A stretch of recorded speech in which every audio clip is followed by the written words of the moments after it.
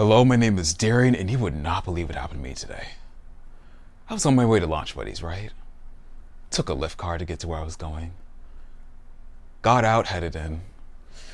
Realized I was missing a couple of my belongings. And I was like, did I seriously leave my stuff in that Lyft car? I mean, I couldn't remember that if I left it at the house or if I legitimately, literally left it in the Lyft car. Seriously, I thought I was going to blow up. So I get in, call the Lyft.